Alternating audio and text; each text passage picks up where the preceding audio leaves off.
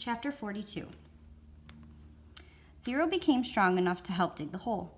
When he finished, it was over 6 feet deep. He filled the bottom with rocks to help separate the water from the dirt. He was still the biggest hole digger around. "That's the last hole I will ever dig," he declared, throwing down the shovel.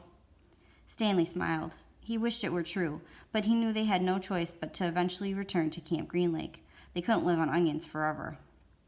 They had been completely around Big Thumb. It was like a giant sundial. They followed the shade. They were able to go out in all directions. There was no place to go. The mountain was surrounded by desert. Zero stared at Big Thumb. "It must have a hole in it," he said, "filled with water." "You think?" "Where else would the water be coming from?" Zero asked. "Water doesn't run uphill."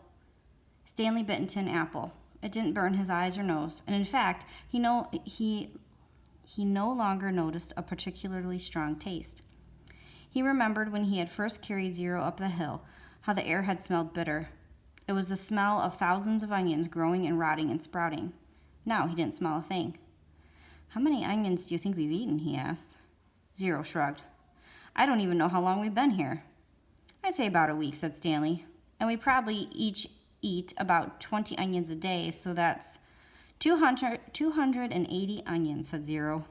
Stanley smiled. "I bet we really stink." 2 nights later, Stanley lay awake staring up at the star-filled sky. He was too happy to fall asleep. He had no reason to be happy.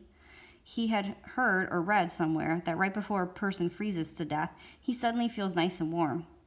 He wondered if perhaps he was experiencing something like that.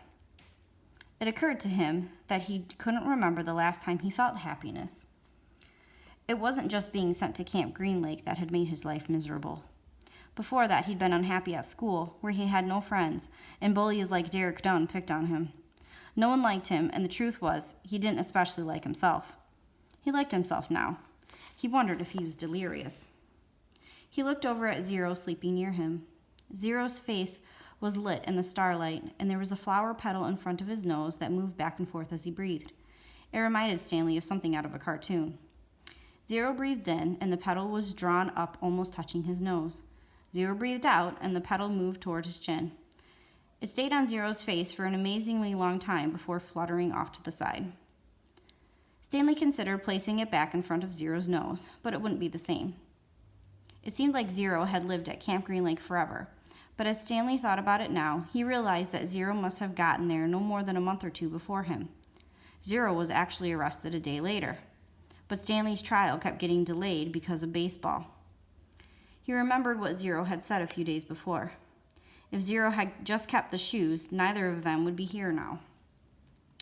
As Stanley stared into the glittering night sky, he thought there was no place he would rather be. He was glad Zero put the shoes on the parked car. He was glad they fell from the overpass and hit him on the head.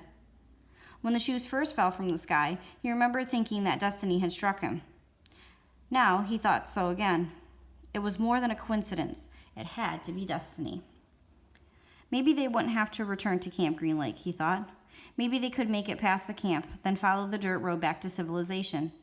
They could fill the sack with onions and the 3 jars with water. And he had his canteen as well. They could refill their jars and canteen at the camp. Maybe sneak into the kitchen and get some food. He doubted any counselors were still on guard.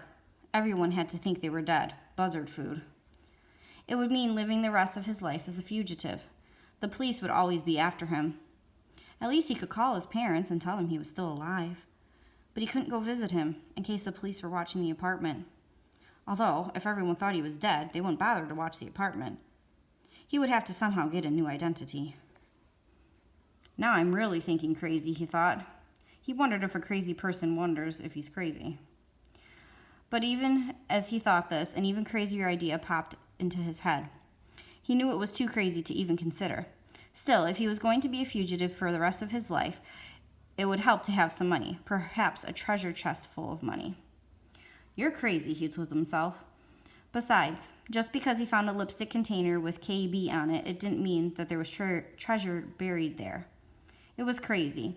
It was all part of his crazy feeling of happiness. Or maybe it was destiny. He reached over and shook Zero's arm. "Hey, Zero," he whispered. Huh? Zero muttered. Zero, wake up. What? Zero raised his head up. What is it? You want to dig one more hole? Stanley asked him.